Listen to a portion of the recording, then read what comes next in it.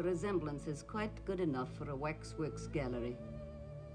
Don't you recognize me? Should I? Who are you? Where were you born? My birth certificate says Sarskoe-Selo. I was really born in Peterhof. Daughter, no doubt, to Tsar Nicholas II and Alexandra. And granddaughter to Maria Fyodorovna, Dowager Empress. I have received too many appeals from resurrected Romanovs. The firing squads were such poor shots, it's amazing the revolution succeeded. Twice I started out to find you, but there were so many days, weeks, even months when I didn't know who I was. And now you do?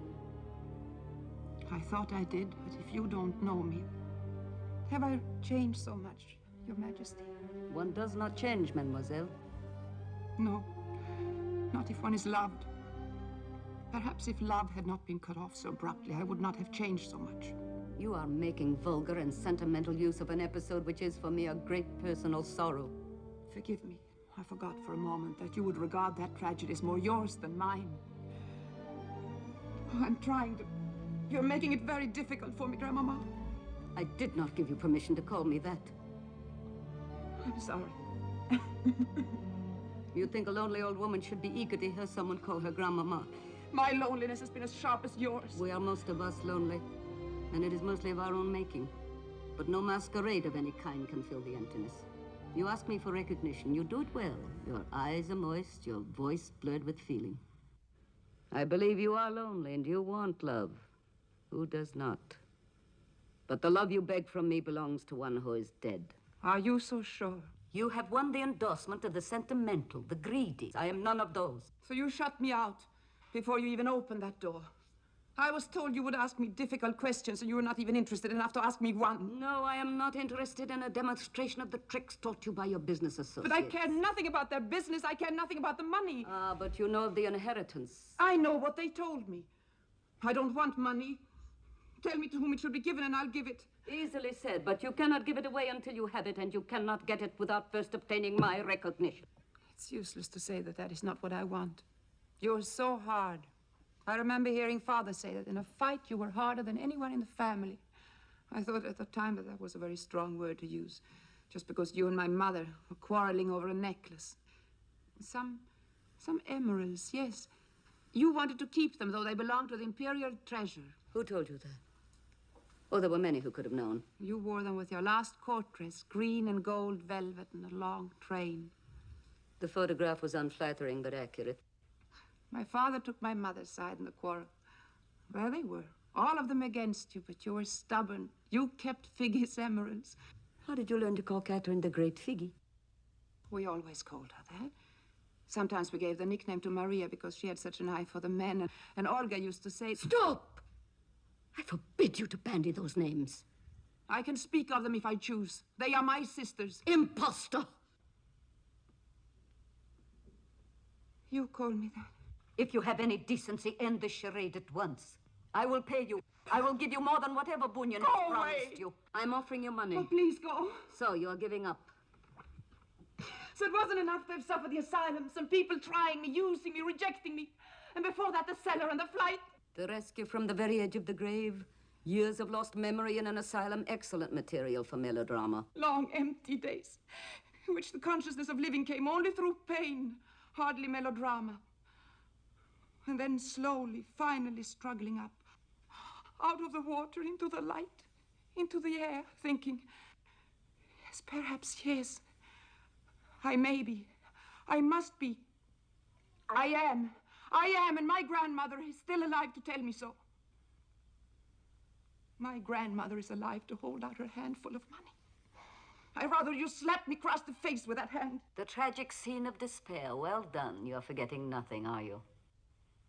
I am sorry, mademoiselle, that your failure to win me over is such a cruel disappointment. Goodbye. Oh, don't go. But you just told me to. I promise I will not say anything more to try and convince you. Then what do you want of me? A moment or two longer, a moment more to be with you. To pretend you do not think what you do. To close my eyes and pretend it is years ago. A terrace in the summer sun. No. I promise I will not say names or places. The smell of the sea air, the sound of a tennis ball, the laughter from the courts beyond the trees. and your voice calling me Malenkaya. And then the sudden lightning in the summer sky. Are you ill? I was, but I'm not now. Have you seen a doctor? A good one? I'm well acquainted with doctors, but it is kind of you to ask. I'd better go. I'm really not surprised that you do not recognize me. I have changed very much indeed. You asked for just one moment. What is strange is that you have changed so little. It is as though the horror of all these last years has only made you stronger. I am not strong, mademoiselle. Let me go. You are too clever for me. I'm an old woman. My strength is only outward. At least we met again. And we will another time, when my mind is clearer. But now... No, we better not meet again. You have softened towards me, but later you'll regret it. You'll say it was all acting. She was some cheap little actress they hired for money. And in a way, they did hire me. I was starving after I ran from the last asylum. I had nowhere to go. Bonin found me on the bank of the Seine. Maybe there's more good to him than we think. Well, maybe I should have run away from him, too, but I was so tired of running. Are you all right? Yes, and if it is better for you not to believe.